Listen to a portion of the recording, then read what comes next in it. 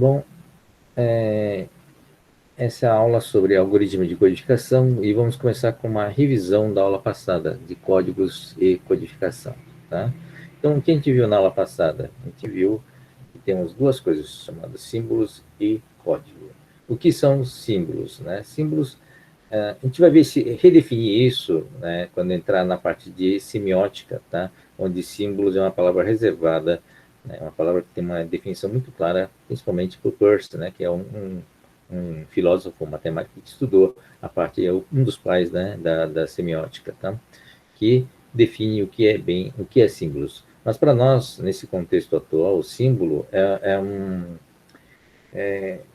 é uma realidade, né? A partir da realidade, você obtém esses elementos que vão constituir os dados, tá? Então, no caso, uma pedra,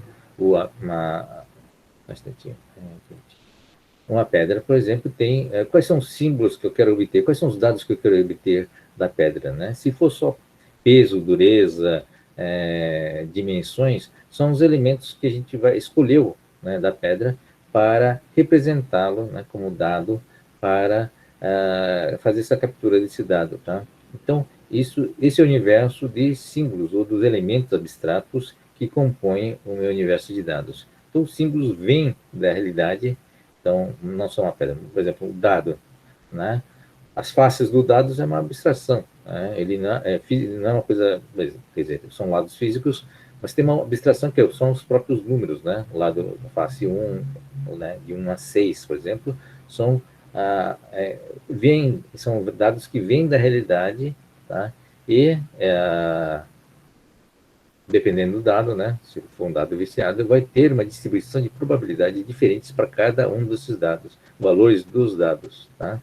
Então, isso é da realidade. Esse é o universo que a gente chama de símbolo, né? Aquilo que se escolheu como dado, com elementos que vão ser capturados e vão ser registrados, né, como dado. Tá? Então, o dado é uma representação desses elementos todos que existem na realidade e que a gente quer preservar para trabalhar, manipular, né, obter informação, obter conhecimento e assim por diante. Tá? Então, dado esse meu universo da realidade que tem os símbolos, eu tenho que pegar e converter, né, de alguma forma em dado. Aí, para isso, a gente vai ter que codificá-lo. E o que significa codificar? Codificar significa pegar esses valores e transformá-lo, né, em alguma representação, em algum código que seja depois capaz de ser registrado, transmitido, né, armazenado, transmitido e processado. Tá bom? Então, a gente estabeleceu aqui nessa aula, né, que a gente vai usar o bit, né, como um elemento codificador. Existem diversos elementos que podem ser usados como codificação, tá? A gente viu que tem uma infinidade deles, desde o alfabeto, né, para textos,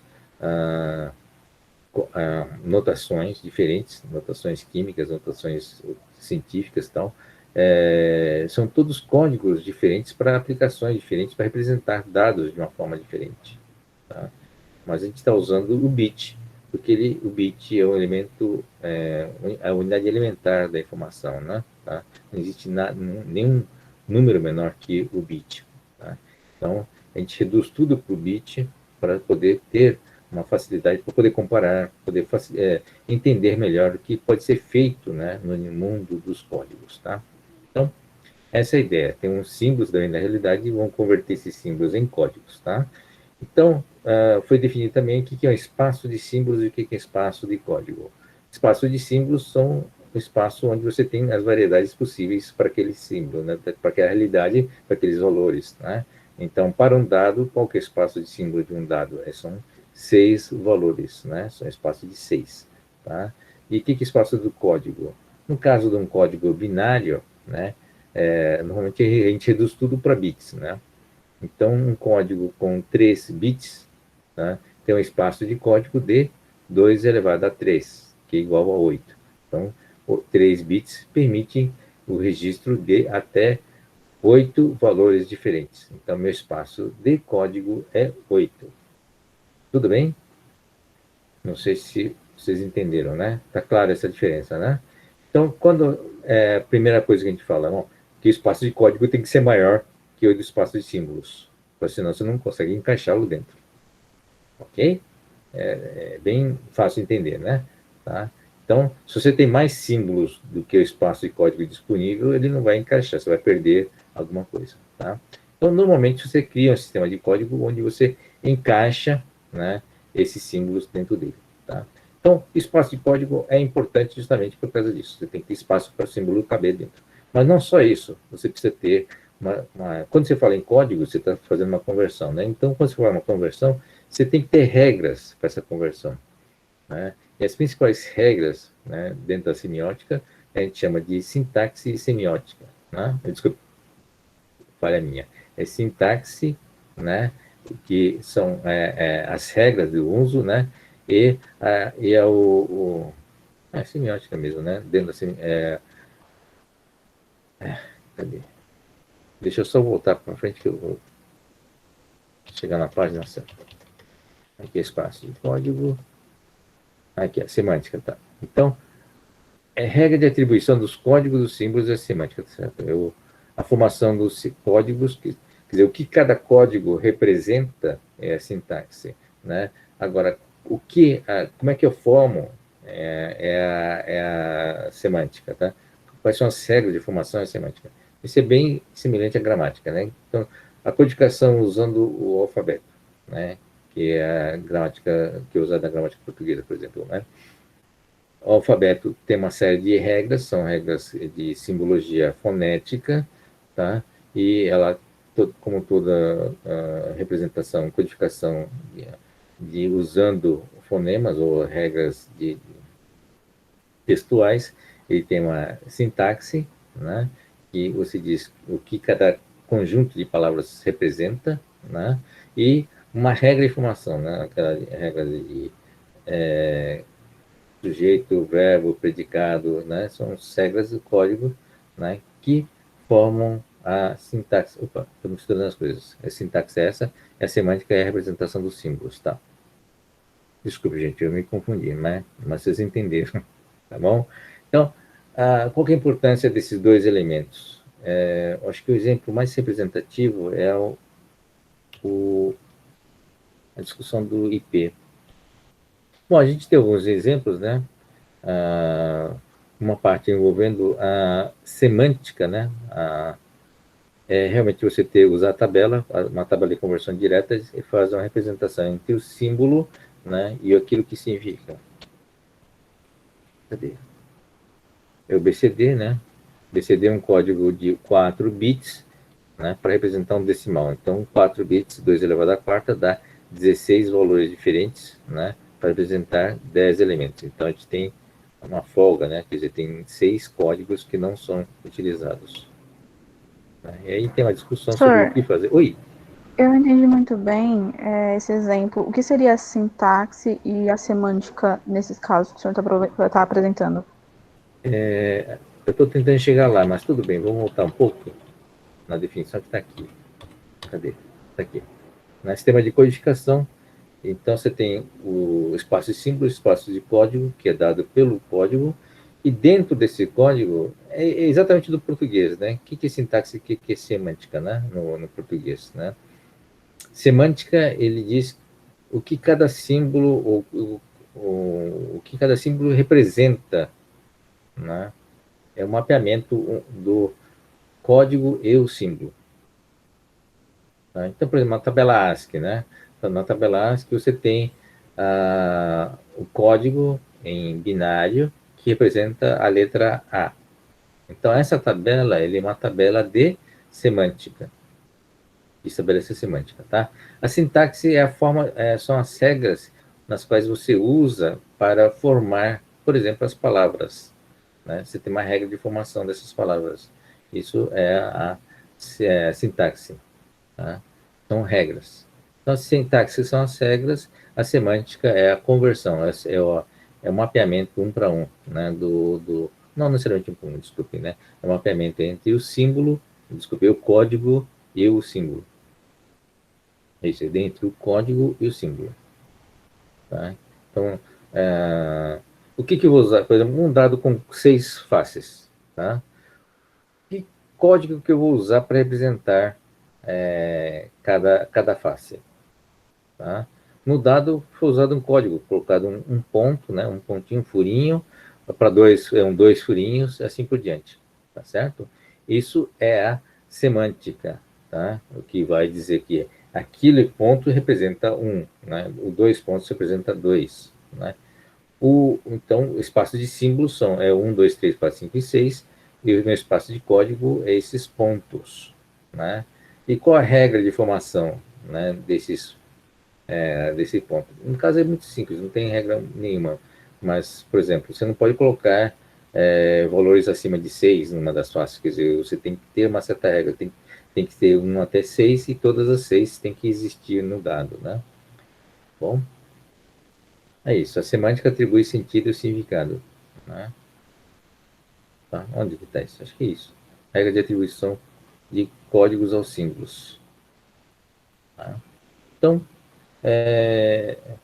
no sentido mais amplo, né, na semiótica, essas coisas são mais trabalhadas conceitualmente. Tá? Mas, por enquanto, vamos trabalhar com semântica, sendo essa mapeamento, né, essa atribuição de código aos símbolos e a parte de regras de formação como sendo sintaxe. Eu estava indo para um exemplo que acho que é mais fácil de entender. Né, o BCD, aqui, ó, é o protocolo internet, tá? O protocolo internet, né, o IPv4, tá, são 4 bytes, tá? É separado por ponto, tá aqui. Não sei se já viram isso, né? Deve ter visto em algum lugar o endereço IP, então é separado por pontinhos aqui. Então, cada byte tá aqui, é separado por um ponto, né? Alguém já viu isso, não? Né? Então, já sim, professor. Já, né? Então, vocês viram que isso aqui são 4 bytes. Então, essa regra aqui envolve a semântica, né? Tá? E dizendo que cada um desses pontos, cada um desses bytes, portanto, varia de quanto? Como é um byte, varia de 000 até 255, né? Porque 2 elevado à oitava, o máximo é de 256, tá bom? Então, qual que é o espaço de código disso aqui? O espaço de código tem 32 bits no total, né? Então, o espaço de código é de 2 elevado a 32 bits. Isso é tudo o código possível. Isso dá, aqui embaixo, 4 bilhões, mais ou menos, de espaço de código, tá? Qual que é o espaço de símbolo? Né? Provavelmente, espaço de símbolo bom, hoje realmente chega a mais de 4 bilhões. Mas na época que foi elaborado, que foi na década de 50, não, desculpa, de 70, que foi mais de 40 anos atrás, isso era muito, né? 4 bilhões era muito, não tinha nem 4 bilhões de gente acho, morando, né, ainda na Terra. Então, era um número mais que suficiente para todas as possibilidades, né, potencial da internet. Tá? Então, para a época, o espaço de símbolos era menor do que o espaço de código. O espaço de código era 4 bilhões. Agora, em função da sintaxe e da semântica no Internet Protocol, do protocolo, né, ou seja, as regras de formação e as regras de atribuição, esses números acabaram estourando bem antes. Né? Porque qual foi uma das regras que deu problema? Né? Tá? É ter usado esse primeiro byte, né, para identificar o país, né, onde está o nó da internet. O nó, que cada nó da internet ia ter um endereço, né? Tá certo? Então, os nós que estavam nos Estados Unidos tinham um código, né, esse primeiro byte que era fixo, e os outros países distribuíram, né, para os outros países esse código, um para cada país, tá? Então, como tinha menos que 180 países, né, como existem menos que 180 países no mundo inteiro, 255 seria mais do que suficiente para atender todos os países existentes. Tá? Então, essa é a ideia. Só que, por causa dessa regra, tá, os Estados Unidos, que era um país que tinha um maior número de nós, tá, rapidamente estourou o resto dos 3 bytes disponíveis. No fundo, na prática, significa que é o seguinte: espaço de código, na verdade, não era 4 bilhões, né, para os Estados Unidos, era 2 elevado a 24, né, tá certo? que é a quanto. Isso eu não saberia dizer de cor quanto que dá. Tá? Então, era um número bem menor, né? Não chegava, é bem menor, era 256 vezes menor, né, do que 4 bilhões para os Estados Unidos, que, como foi o primeiro país que desenvolveu a internet, rapidamente estourou esse número, ok? Esse espaço de código. Então, mesmo que espaço de código tenha espaço suficiente, dependendo da regra, né, de atribuição, isso envolve, portanto, as regras de sintaxe, não só sintaxe, no caso é mais semântica, né, regra de informação, tá, acaba limitando o potencial do uso desses códigos. Tá? Então, é por isso que a gente fala em sistema de código. Não basta ter, né, um espaço de código adequado, você precisa ter uma regra, tanto de sintaxe como de semântica, adequada para o problema. Senão você começa a ter esse tipo de problemas. Tudo bem? Ficou claro ou não? Mas nesse caso, qual seria a sintaxe? É o fato tipo, do primeiro byte significar O a país? origem? Isso? Isso seria a sintaxe. Tá? É regra de atribuição. É regra onde você está dando significado para cada número, né? Para cada código. Tá? Você está dando significado e está dando sentido para ele. Mas Né? o significado do senhor não tinha falado que era semântica? Não, é regra de montar o uso. O significado é sintaxe, desculpe. O significado é sintaxe. É isso ou não? Oh, desculpe. Eu misturei de novo. É, você tem razão. Eu sempre confundo. Eu acabei confundindo de novo. A semântica é a parte de significado. É que ambas são regras, é por isso que eu me confundo. Ambas são regras. Uma é regra de formação e outra é regra de atribuição. Isso, sintaxe é regra de formação. Muito bem, Gabriel. É melhor estudar pelos chats aqui do que comigo. Eu realmente, quando começo a falar, me confundo. Tudo bem? Quem que falou? Quem que estava conversando comigo? A Esther? Isso mesmo. Tudo bem, Esther? Eu espero não ter confundido você. Você poderia repetir, então, por favor, o que é o correto? O que, perdão? Essa regra de atribuir o código, né, para um país seria o quê? Seria uma sintaxe ou semântica? É a semântica, né? Isso, muito bem. É uma regra de semântica. Tudo bem, gente? Desculpe a confusão. Eu fico mais à vontade quando discutimos a semiótica, né, do Peirce, porque essas coisas são muito rígidas, coisas rígidas me confundem. Tudo bem, gente? Tá claro, né? Então, o importante é lembrar que as regras, né, de atribuição, né, tanto da parte da semântica, né, como também da parte de sintaxe, que são regras também, são parte do sistema de código. Tá? E que, quando você está fazendo a codificação, você tem que lembrar desses elementos todos antes, né, para saber se o espaço vai ser adequado ou não. Tá? Então, não basta ter bits suficientes, tá? Essa é a preocupação. Bom, em todo caso, para resolver esse problema de estouro, né, do números, né, foi criada a IP versão 6, que basicamente também são 4 campos, onde cada campo, né, cada um desses quatro números, passou a ter 32 bits. Então, em vez de ter 8 bits, né, que seria um byte, passa a ter 32 bits. Então, qual a vantagem desse sistema? A vantagem desse sistema é que os números antigos, né, de 8 bits, continuam sendo compatíveis, né, fazem parte de um subset menor, né, mas continua sendo compatível com o IPv6, né, que expandiu esses números.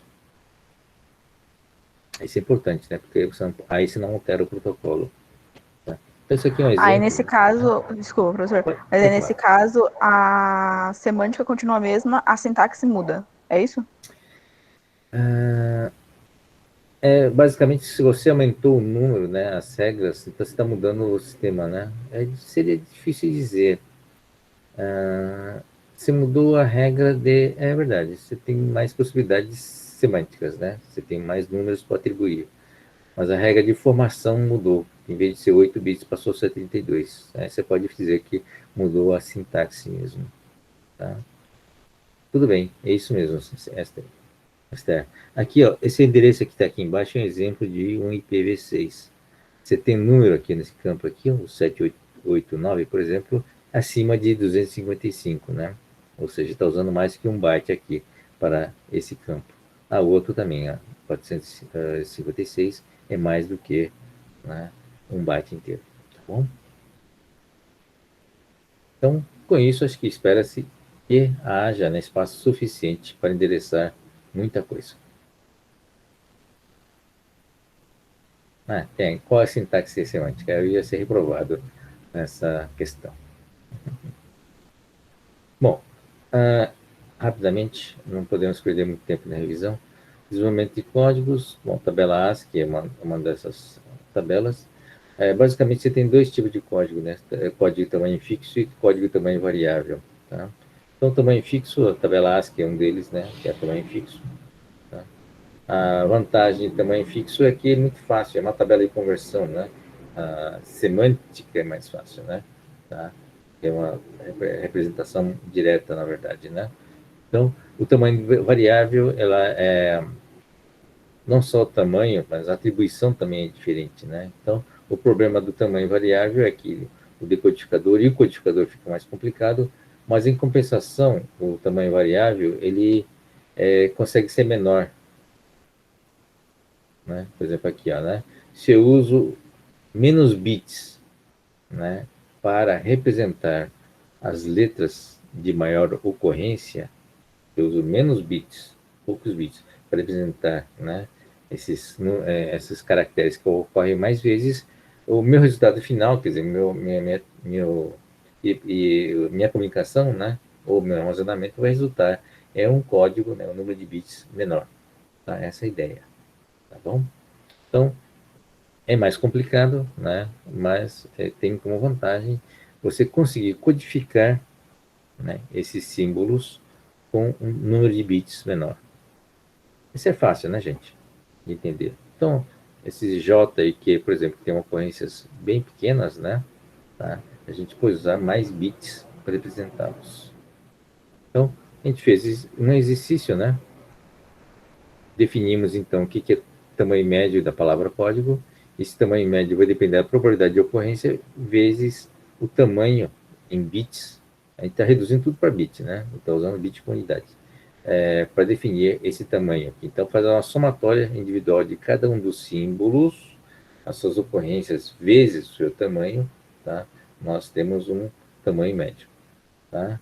Basta fazer a somatória porque dá a média, porque lembra que a probabilidade é um número menor que 1, tá? E que a soma de todas as probabilidades, né, de todos os símbolos, tem que ser igual a 1.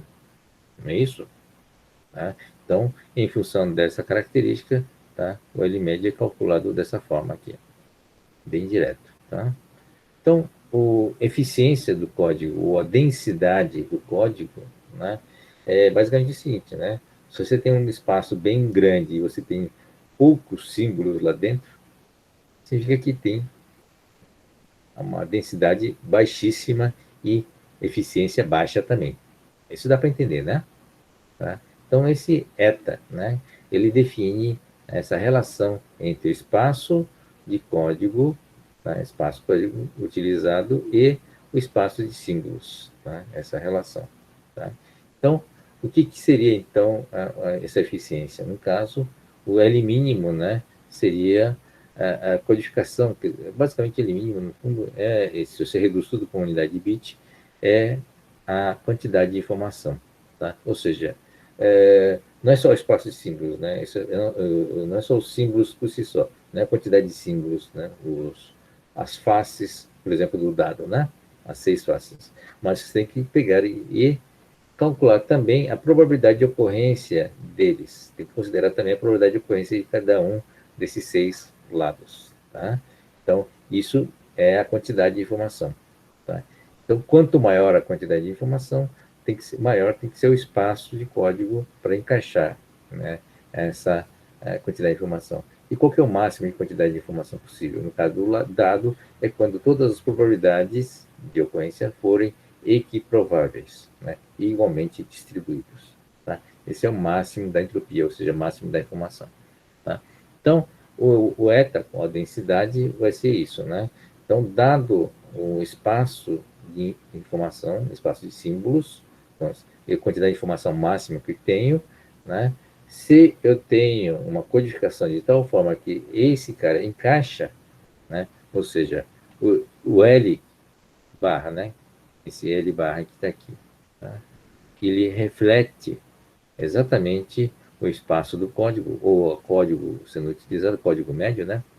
Você tem para cada uma, né, das faces, a sua probabilidade vezes o número de bits que você usou para representar ele, tá? Vai dar o meu tamanho médio, né, da palavra código que está aqui. Tá? Então, dado a minha codificação, tá? Com sua sintaxe semântica, né? Fiz uma codificação lá. Tá? Tá? Resultou num L barra, né, desse tamanho. E se ele tem exatamente o mesmo tamanho da quantidade de informação, tá? Isso significa que eu tenho a máxima densidade e a máxima eficiência, né, do uso do espaço do código. Tudo bem? Tranquilo isso, não?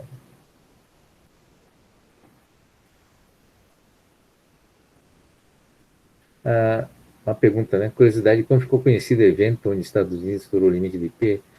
Eu não sei, eu não lembro mais ou menos quando isso aconteceu. Foi antes da década de 90, se não me engano, tá? Mas aí criaram uma coisa chamada subendereços, né? Dentro para poder expandir. Dentro do endereço IP, criaram um endereço IP que aponta para outros conjuntos, né? De outros endereços IP. Isso antes do IPv6. Tá? Bom, gente, tá claro, né? O que é densidade. Então, no fundo, o resto da aula foi basicamente tentar ver, né? Foi cinco, esse é os símbolos, né? Então, qual que é o espaço de símbolo? Veja, o espaço de símbolos vem da realidade, né? Da realidade nós temos as possibilidades. Nesse caso, você tem 5 possibilidades, né? Imagine que seja um dado de 5 lados, tá? E cada lado tem uma ocorrência, né? Uma probabilidade. Então, isso vem da realidade, né? É a realidade que tem essas características. Tem 5 lados e com probabilidades diferentes para cada um deles. A questão é, como é que eu faço o código, né? Aí tem 3 propostas, né, de codificação, e aí você tem, todos são de tamanho variável, né? Não se usou tamanho fixo, aliás, pode ter feito um exercício com tamanho fixo. Mas em todo caso, isso aqui são tamanhos variáveis, né?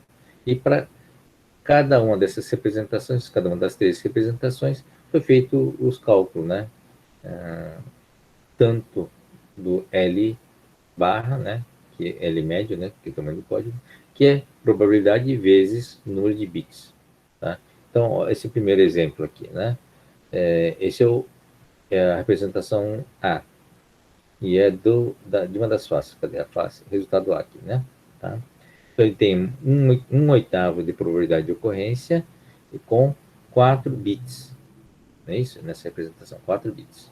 O último aqui, ele é um quarto de probabilidade de ocorrência com um único bit de representação. Então, vamos ver. Então, é isso aqui. Essa equação, tem essa conta, né? O primeiro é um oitavo com 4 bits e o último é um quarto com um bit. Tá? Então, você soma tudo isso aqui, deu 2,5 bits de tamanho médio, L barra, tá? Tudo bem? Então, a minha codificação, a minha representação, essa minha representação A, resultou, né, nesse L barra aqui. E agora, para calcular realmente a densidade e a eficiência, eu tenho que saber qual é a quantidade de informação que esse cara tem. Tá? A quantidade de informação é uma característica da realidade, ou seja, do universo de símbolos, né, dessa realidade. E nessa realidade nós temos 5 faces com essa distribuição de probabilidade. Calculando, né, a quantidade de informação, que é o H de S, dá isso aqui, né, usando a fórmula diretamente aqui, né, do Shannon, né? Log de 2 de 8, na verdade de 1 oitavo, né? Vira 8, inverte e tira o sinal de menos, né? Tem o menos na frente, tá? Então, é basicamente a probabilidade de ocorrência de cada um desses 5 termos, tá? Então, desenvolvendo isso aqui, na verdade é fácil fazer a conta, né? Porque os números são binários, tá? Log de 2, desculpe, log de 8 na base de 2, isso aqui dá 3, não é isso? Tá? Aqui é 3, aqui é 3, 3 oitavos, 3 oitavos, aqui é 2, né?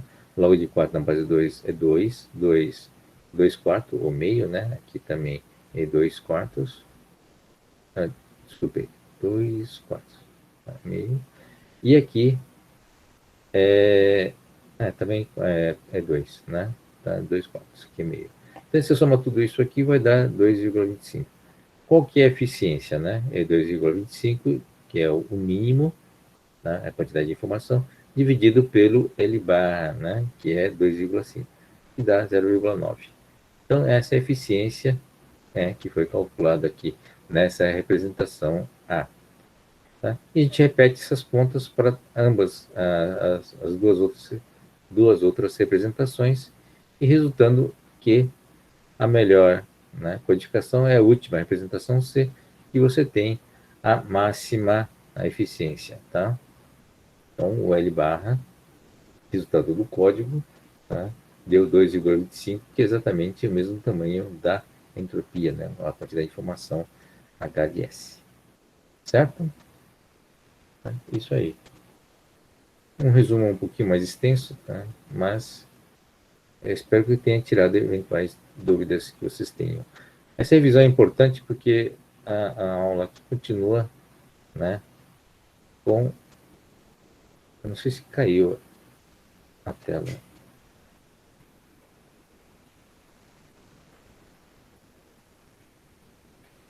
Tudo bem? Apareceu a tela certa ou não? Sim. Tá acordando alguma coisa? Não, né? Porque nessa aula de algoritmo e codificação, qual que é a ideia? É mostrar algumas lógicas, né, desenvolvidas para a gente chegar naquele código eficiente. Tá? Vocês viram 3 representações, mas como é que a gente chega na codificação, né? Ou seja, como é que chega naqueles valores de atribuição, tá, que dá essa máxima eficiência? Essa é a questão, né? Será que tem algum jeito fácil de chegar? Ou tem que ficar chutando e fazendo conta toda hora para ver se chegou no código, né, na codificação mais eficiente? Então, dessas 3, lembra da representação A, B e C, né? Por que a C é mais eficiente? Como é que eu chego naqueles valores, né, naqueles códigos? Então, esse é o objetivo dessa aula, tá? Mas antes disso, a gente vai discutir algumas coisas, né, algumas possibilidades. Lógicas para codificação de símbolos. A mais simples é tem várias simples, na verdade, né? Um exemplo de um algoritmo simples, né, de codificação de tamanho fixo é o Han-Lenz, né? Que é basicamente ele é um padrão, né, utilizado para fazer uma repetição de código. Tá?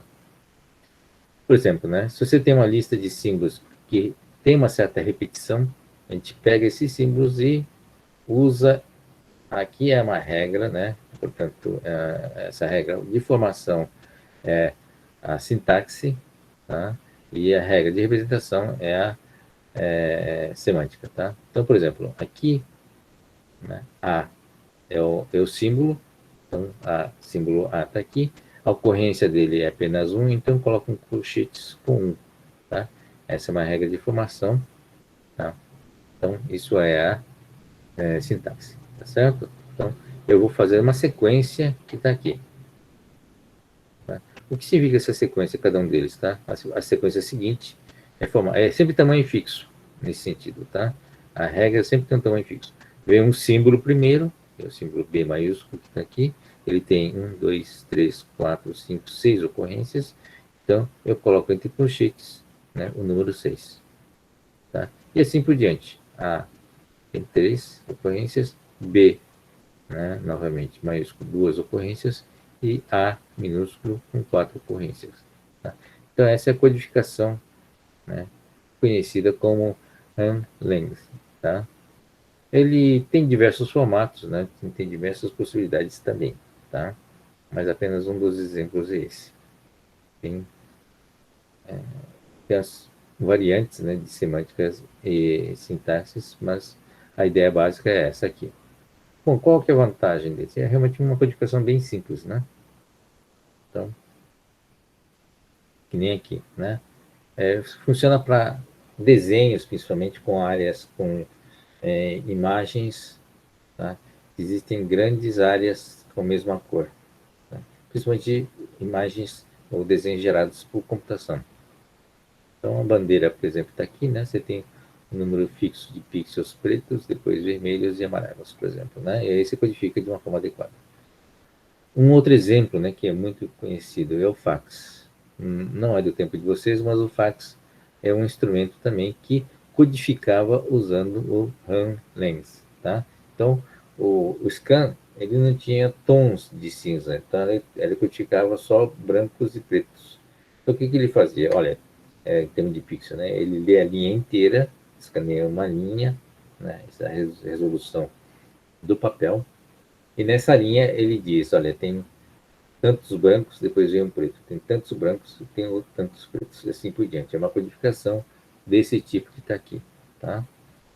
Então, separando os pretos e brancos em uma sequência que é mandada por linha telefônica, né, no tons de áudio, tá? Essa é porque o telefone, lembra, ele só transmite até 4K, tá? Que é a frequência máxima da voz humana. Então, com isso, você conseguia mandar imagens, né, em preto e branco através do fax, através de uma linha telefônica. Tá? Bom, qual que é o problema desse tipo de codificação? Ele não funciona bem para mensagens que não têm longas sequências, né, de valores, tá? De símbolos. Um exemplo é uma foto, né? Uma foto, você sabe, tem um pixel um do lado do outro, são parecidos, mas não iguais. Dificilmente são iguais, tá? Então, você gastaria, né, para cada pixel, né, vários códigos, vários campos, né? E aí, no fundo, o tamanho final dessa codificação seria muito maior do que o número de pixels, o número de, desculpe, de bits originais. Bom, Bom, codificação em tamanho variável é a codificação mais simples, né, de entender, que a gente vai tentar exemplificar aqui. Tá? Uma das codificações, uma das primeiras codificações, né, para esses símbolos, usando a lógica binária, conhecido como a do Shannon-Fanon. Tá? E depois a gente vai ver do Huffman. Como é que funciona esse algoritmo? Tá?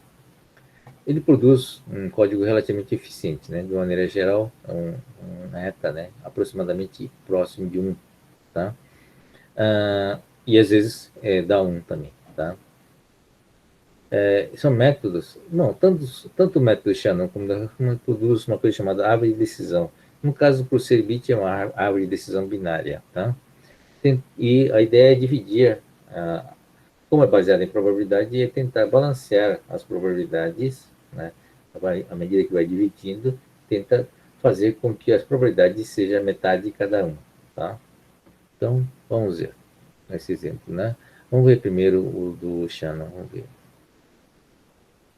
Tá? Como cada símbolo ser codificado se situa numa das folhas da árvore, a consequência disso é que símbolo nunca pode ser ancestral do outro na árvore, portanto, um símbolo não é prefixo do outro. Tá? Isso evita que, lembra que quando você faz uma codificação, principalmente binária, né? Você tem a opção de ser 0 e 1.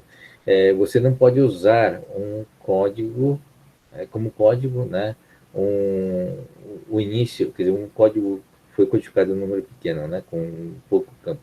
Ele não pode ser usado para codificar o início de um código maior, porque você não vai conseguir separar qualquer um código do outro. Tá? Então, essa individualidade você tem que garantir, e uma forma de você garantir isso é através da árvore binária. Porque cada um dos ramos, uma vez que foi dividindo, né, cada um dos ramos vai ter uma divisão única. Tá?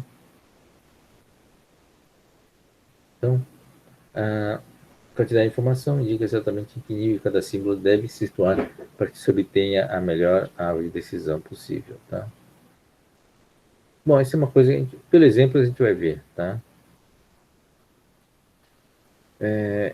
Essa relação com a probabilidade, né, e a árvore de decisão. Tá? Então, você tem, por exemplo, aqui um exercício, você tem 4 símbolos, A, B, C e D, tá? Onde cada um deles tem uma probabilidade diferente. Ah, desculpa, esses dois são iguais. Bom, a soma dessas probabilidades tem que ser igual a 1, né? 1/8 mais 1/8 dá 1/4 mais 1/4 dá meio, e meio mais meio dá 1 inteiro, tá ok? Então, isso é a distribuição de probabilidade desses 4 símbolos. A gente vai dar o exemplo, né, da árvore binária, e vocês vão entender o que é uma árvore binária. Tá? No fundo, o que é uma árvore binária? Ele vai dividindo em 2 ramos. Né? Bom, pode ser assim ou pode ser para baixo também. Né? Pode ser para baixo, né? Tá bom? Sempre em 2 em 2, porque é binário, né, em 2 opções. Se fosse uma árvore terciária, seria divisão em 3 em cada nó. A gente vai ver o exemplo que está aqui, tá? Tá. Então, aí, a probabilidade de cada um deles está aqui, né? Na base 2, é binário, né? Logo da base 2, e você calculando o HDS, né? Tá? Isso aqui é 1, isso aqui é 2, isso aqui é 3 e 3, tá bom? Então, fica assim. Tá? No primeiro nível, então, como é que vamos codificar? Vamos codificar primeiro os valores de maior ocorrência, né? Que é o meio, né? Então, qual que é a ideia? Para cada vez que divide, você tenta dividir meio a meio. Tá? Então, essa é uma árvore binária, nesse é o ponto de decisão. Tá? E aí, se divide em 2 aqui. Tá? Como é que eu divido esses dois? Eu tento colocar em cada lado de cada ramo, né, a metade das probabilidades. Tá? Então, como o A, né, lá é meio, metade, logo de cara, né? Tá? Então, eu jogo o A para cá e o resto para cá. E atribuo, uso uma regra constante. Sempre que o ramo for do lado, esse lado é o esquerdo, né? É isso. O meu esquerdo, tá certo, é o meu direito. Sempre que for do lado esquerdo, eu coloco um 0. Se for do lado direito, eu coloco 1. Uma regra fixa. Pode ser inverso também, não faz mal. Tá? Importante que para cada ramo eu tenha valores diferentes. Tá? Como é uma árvore binária, a única possibilidade ou é ser 0 ou é 1. Tá bom? Então, esse é o primeira divisão. A segunda, logo em seguida, né? Para cá acaba, né? Você chegou no símbolo, morreu, né? Os ramos. Para cá continua. Então, para baixo, você vai dividir agora o B, C e o D. Tá? Como é que eu faço uma divisão? Tá? Aqui aqui é meio, né? Então, vou dividir metade em 1/4 cada um. Tá? Meia, meia, novamente. Tá? Metade de meio, né? Então dá 1/4. 1/4 veio para cá, que deu o B, e outro quarto, que é a soma desses dois aqui, veio para cá. Tá? Esse novamente é um ponto binário, e atribuo para esse ramo aqui o valor de 0, e aqui atribuo para cá o valor de 1. E finalmente esse última divisão, né? O último nível, novamente uma árvore binária, e também eu tenho que dividir, né, esse 1/4 que sobrou aqui para 2. No caso é bem fácil, né? 1/8 cada um. Tá? Que deu o 0 e 1, o C e o D. Tá? Então, qual o resultado final do código? Né? O A ficou com 0, né? Porque você passa pelo 0 para chegar no A. O B, né? É o 1, 0. Tá? 1 e 0, né? Atravessa o ramo 1 e o 0. O C é o 1, 1, 0. E o D é 1, 1, 1. Tá? Então, dessa forma eu cheguei nos 4 símbolos, né? Então, 4 símbolos e os respectivos 4 códigos. Tudo bem? Qual que é a ideia, então, dessa distribuição? Tá? Veja, vocês podem reparar que a própria natureza, né, da árvore binária faz com que esse código, né, o código que está aqui, o 1, não seja atribuído, né, para o A. Tá bom? Essa característica é muito importante. Então, eu não tenho como confundir. Quando chega uma sequência de bits, eu tenho como separar exatamente quem é o A, quem é o B, quem é o C, quem é o D. Tá bom? Deixa eu ver. Gabriel, você pode fazer isso se um for metade do outro? A probabilidade? É mais ou menos, aproximadamente. A gente vai ver um exemplo. Esse aqui é um exemplo muito bonito, né? Quer dizer, está sempre metade de cada um. Mas a gente vai pegar um exemplo onde você tem os valores quebrados e ver como é que a gente trabalha isso, tá? Aí a gente vai ver que tentar dividir, né? Aproximadamente meio a meio. Professor, Oi?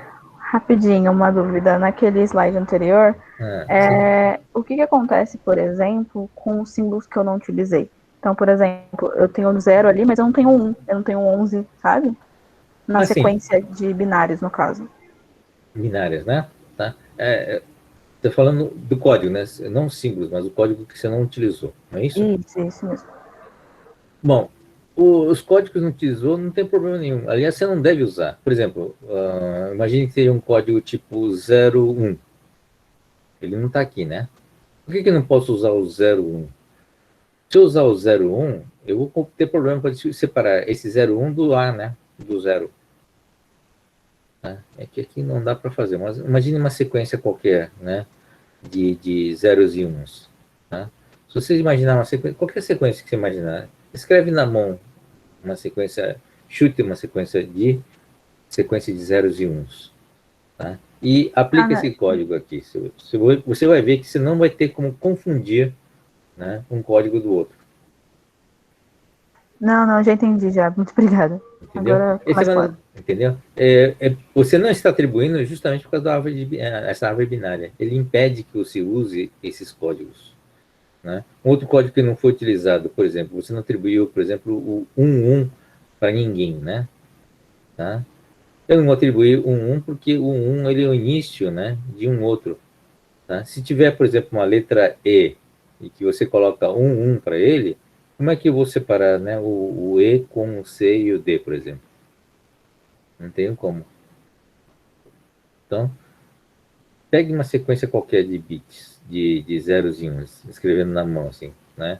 Você vai perceber que você vai conseguir dividir, né? Separar todos os 4 códigos bonitinho, sem ter dúvida nenhuma.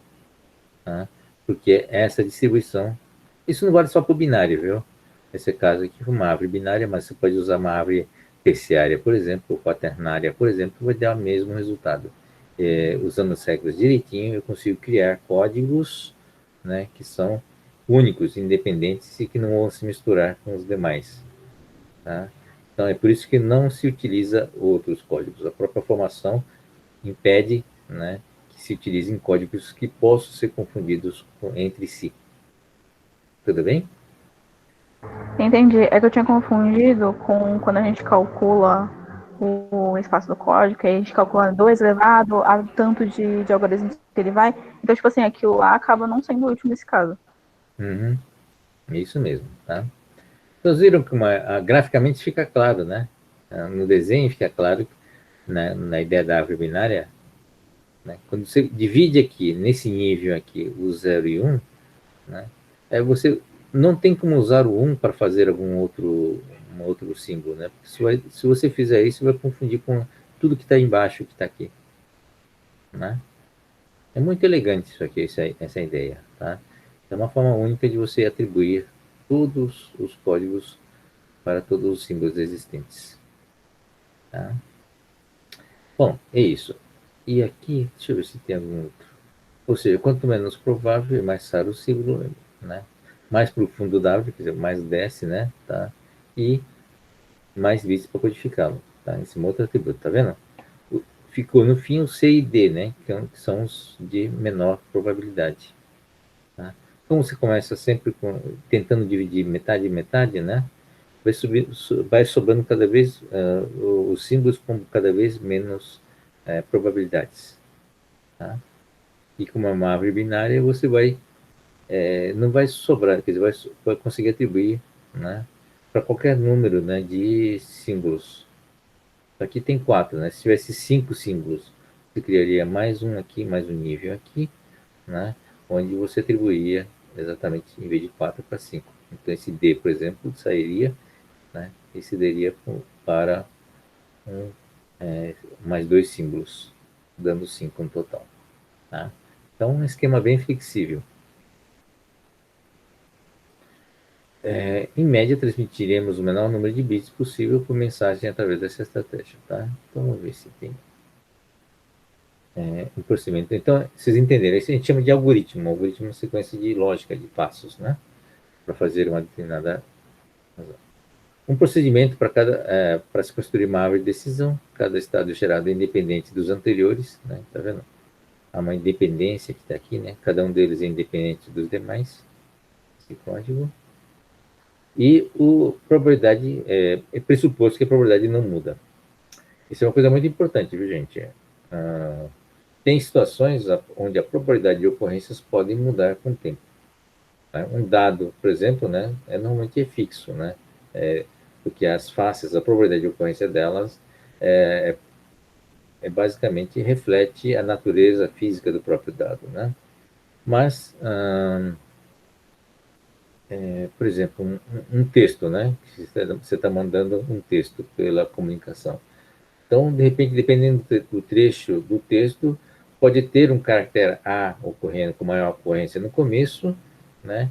E à medida que o texto vai avançando, e essas probabilidades vão sendo alteradas. Dá para entender isso, né? Então, com essa mudança de probabilidade, você pode ter um sistema de símbolos que tem que ser adaptativo, né? Que vai sendo mudado de acordo com o ambiente, né? Ou, desculpa, com a realidade. Então, a realidade vai mudando a ocorrência da probabilidade dos símbolos, e isso implica na codificação, tendo que acompanhar essas alterações para manter a eficiência, né? Esse é outro tipo de algoritmo, viu, gente? A gente vai discutir isso, mas acho que não agora. Fornece um código eficiente, né? Agrupar símbolos em pares de grupos aproximadamente equiprováveis, tá? Então, então atribuir em código. Vamos ver se vou pular isso aqui. Eu acho que o exemplo nesse caso é mais fácil. Tá bom. Então, vamos ver esse outro exemplo. Aí fica mais claro agora como é que a gente faz a divisão por meio a meio, dividindo as probabilidades, né? Metade de cada um. Vamos ver um exemplo aqui, tem 6 símbolos. Tudo bem? 6 símbolos. E aqui a probabilidade de cada um desses símbolos está aqui.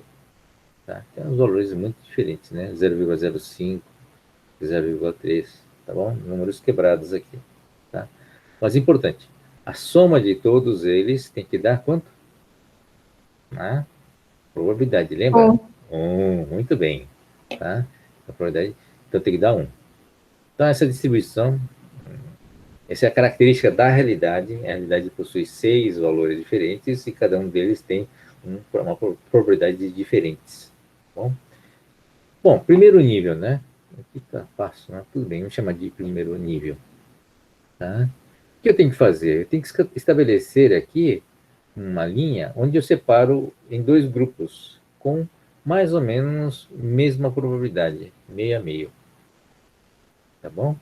Como os valores não são redondos, né?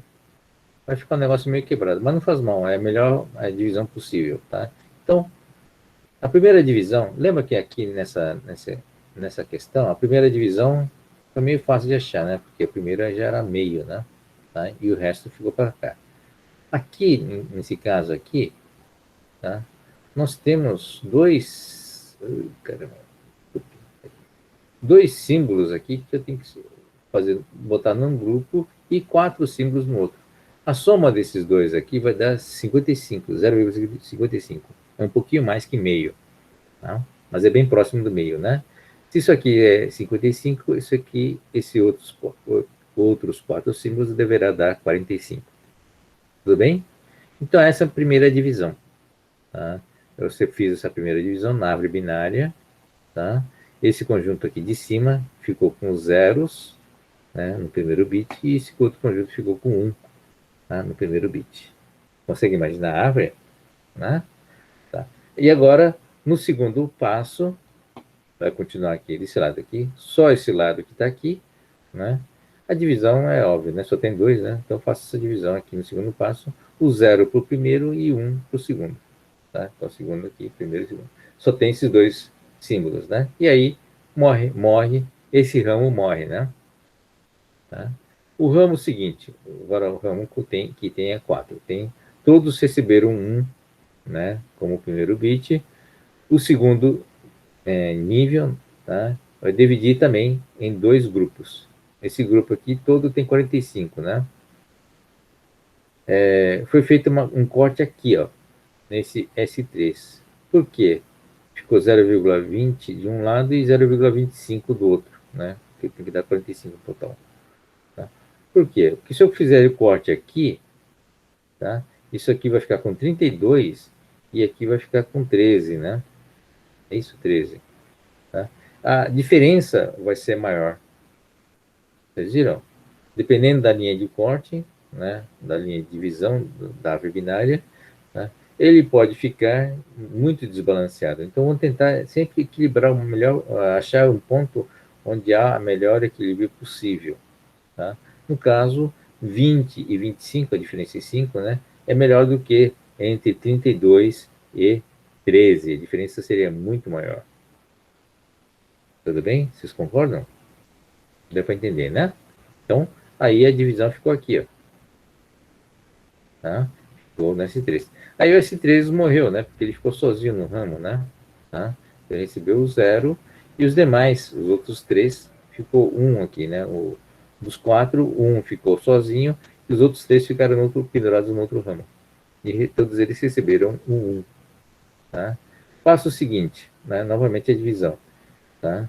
E aqui, novamente, esse ponto passa a ser o ponto mais, a melhor divisão possível, porque você tem 12 de um lado e 13 do outro, né?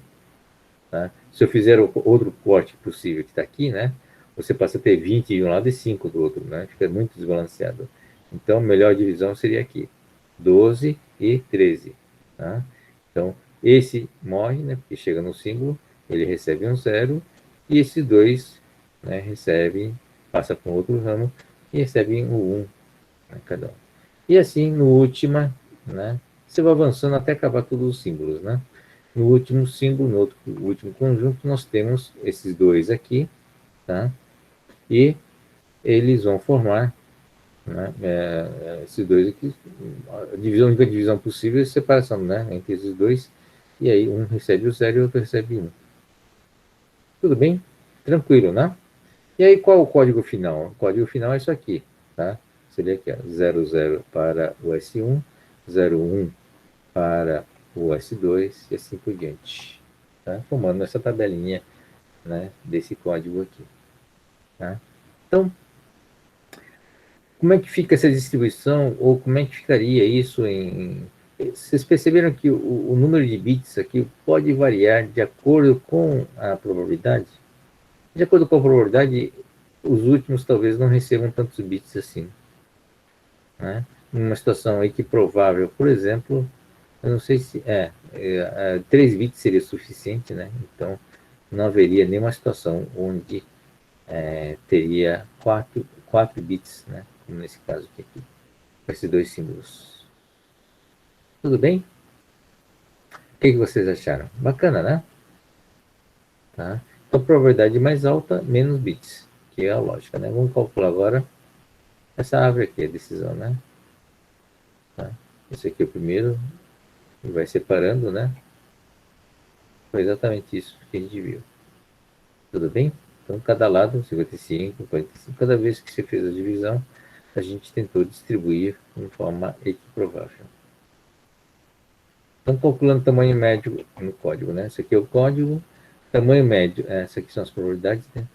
Então, o tamanho aqui é 2, 2, 2, 3, 4, 4. Né? E aí, fazendo a multiplicação, nós temos isso aqui, e isso aqui é o resultado final. Soma tudo, dá 2,38. Tá? Esse é o tamanho médio do código, tá? Dessa codificação. Tá? E aí, quanto que é o H? Né? Calculando a entropia da fonte HDS. Você tem que fazer... Não, isso aqui não está representado, mas é isso aqui, essa conta que está aqui. Ele não é um número binário, então tem que usar a calculadora mesmo, né? Para fazer essa conta. Isso aqui é log em base 2, né? Log em base 10, né? A calculadora calcula log na base 10, né? Então, como é que eu calculo log na base 2? Primeiro calculo log na base 10, que a calculadora faz, e divide pelo 2 log na base 10. Bom, e aí eu tenho a conta na base 2. Tudo bem? Ensino médio, né? Essas contas aí do logaritmo, né? Pensava que não ia servir para nada, né? Mas serve para alguma coisa mesmo. Bom, tá aqui a conta. Vocês vão fazendo essa conta entre a probabilidade, basicamente a probabilidade, né? Essa conta aqui, tá? E aí, contribuição à média, né? PK vezes isso aqui. Então, esse é o valor resultante final, que dá 2,36, tá? Que é o HDS, a somatória final, né, da entropia. Então, eficiência é o HDS sobre o L, né? O L barra, que é o 0,99. Tá? Não é igual, né? Tem pequena diferença, mas é muito bom. Essa é a máxima eficiência possível? Não. A máxima eficiência possível é o 1. Tá?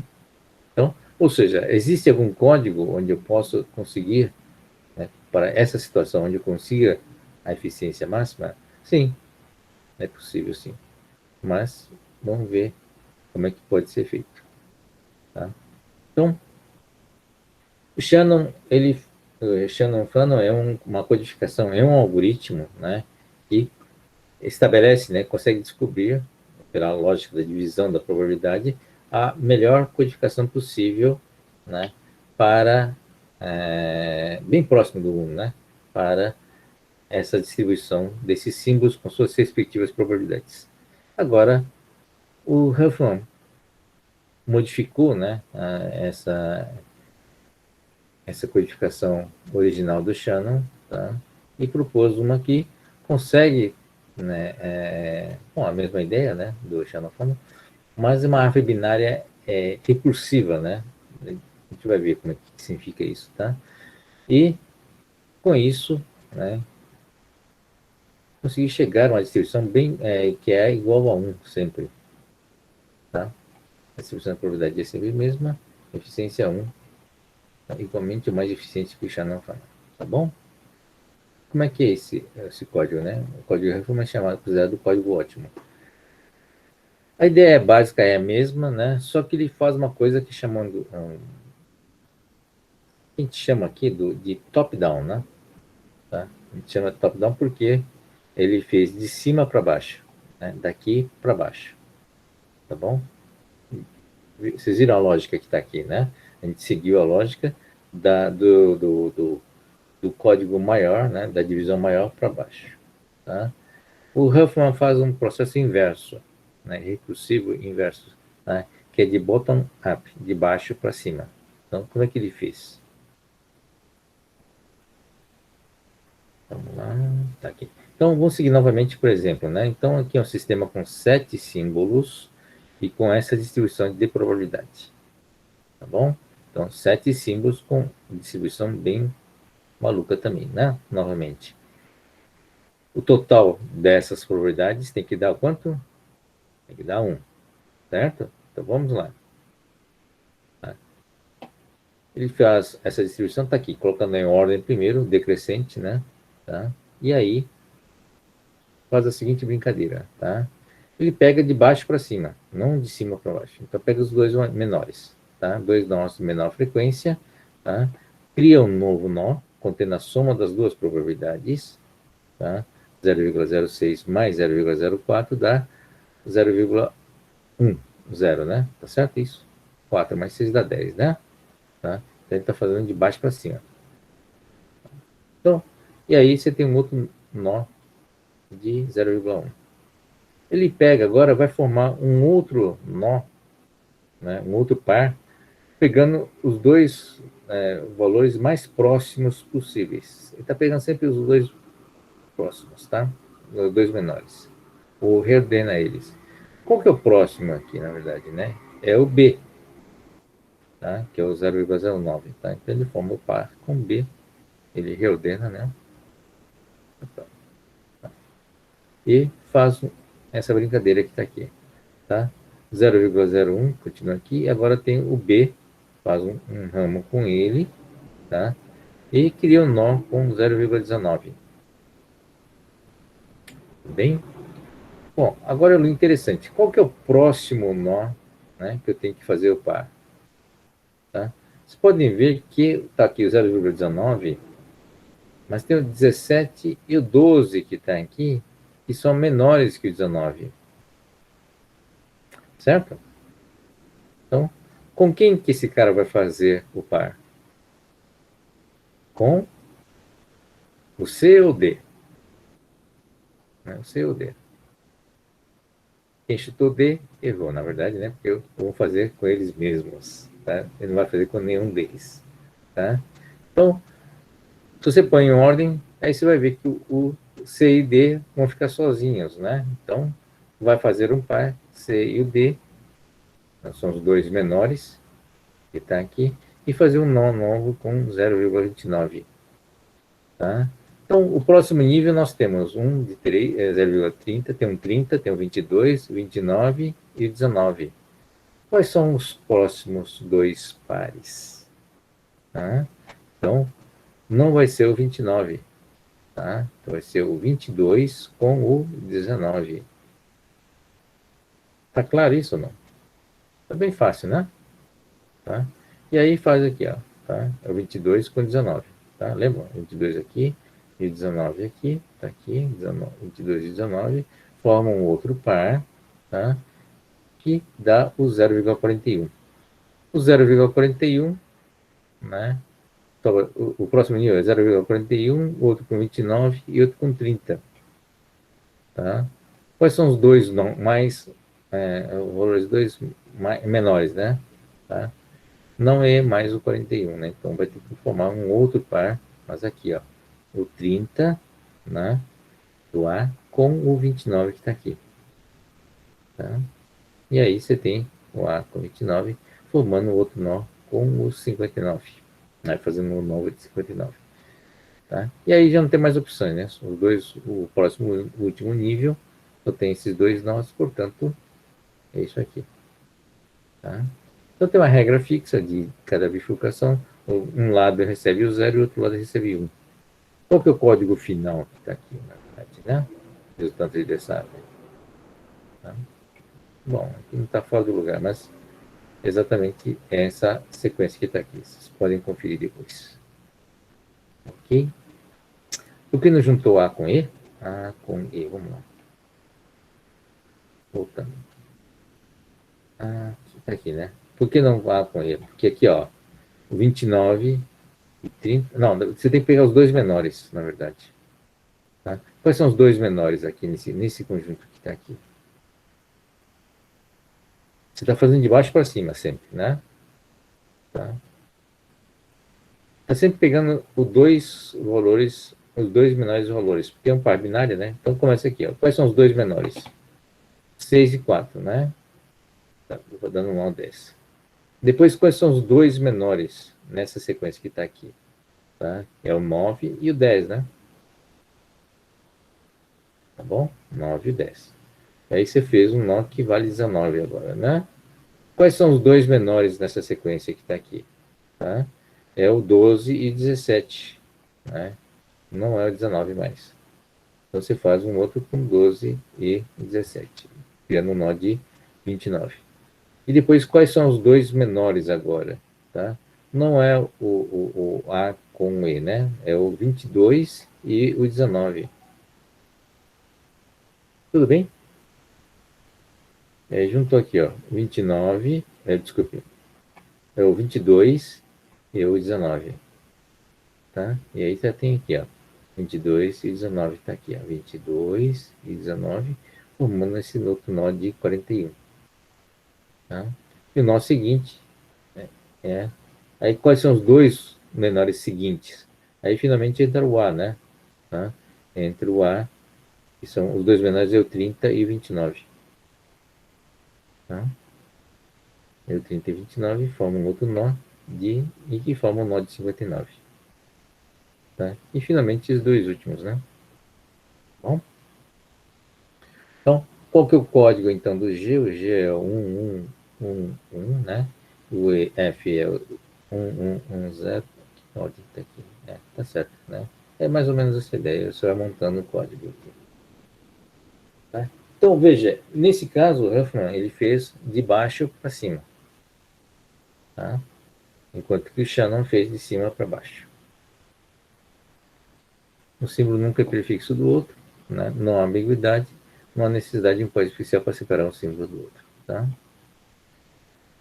Bom, não está aqui a prova de que isso é o mais eficiente. Acho que seria interessante vocês fazerem esses exercícios, né? Calcular em casa o que eu... Bom, vocês já estão em casa, mas calcular depois o que é, o quanto que dá a quantidade de informação e quanto que deu o L médio, né? Que é o do quantidade L médio, que é o L barra, que é o do sistema de codificação, tá?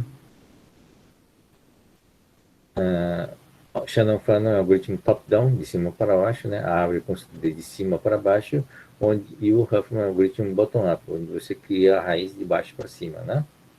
O Shannon Fano é subótimo, mas em geral aproxima bastante do ótimo, o suficientemente bom, né? É o 0,99 e às vezes dá 1 também, tá? O Huffman sempre gera o ótimo, tá?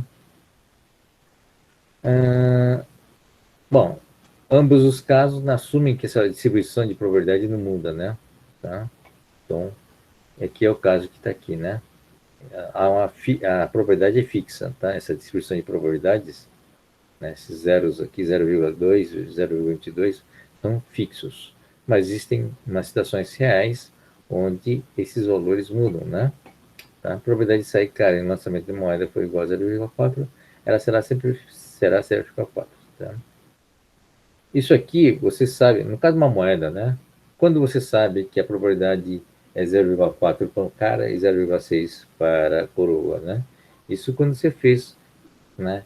Parou de mexer na moeda, né? Fez uma contabilização e fez um cálculo de probabilidades, né? Quantas vezes aconteceu cara e quantas vezes aconteceu coroa.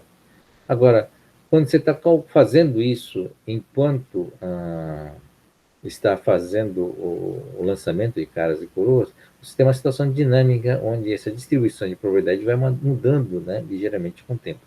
Tá? Nesse caso, você não teria como codificar. No caso de uma transmissão online, né, você teria que assumir, na verdade, né, uma certa distribuição antes de iniciar a transmissão e mantê-la fixa, né, porque ele pode mudar ao longo do processo, ao longo dos lançamentos. Bom, se for fixa, o Huffman é ótimo, né? Porém, em muitas situações, a distribuição de probabilidade de símbolos pode depender de histórico de emissões, né? E pode até ser dependente do histórico, né? Isso aqui é da questão de línguas que a gente comentou antes, tá bom? Bom, códigos, em resumo, né?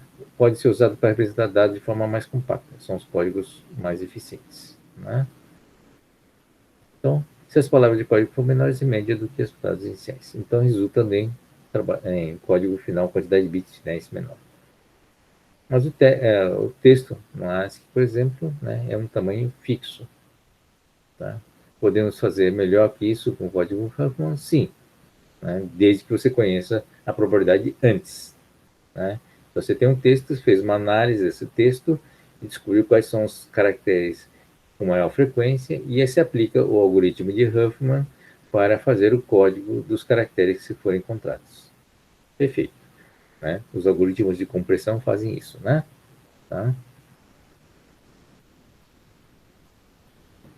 Bom, se soubermos a propriedade, sim, né? Se não souber, tá? Você tem um outro algoritmo que a gente vai ver depois, no algoritmos de compressão, é o LZW, tá? É um algoritmo adaptativo, tá? Que consegue gerar, né, um código final não tão ótimo quanto o Huffman, mas próximo do ótimo. Bom, é isso. Vocês viram que hoje foi rápido até, né?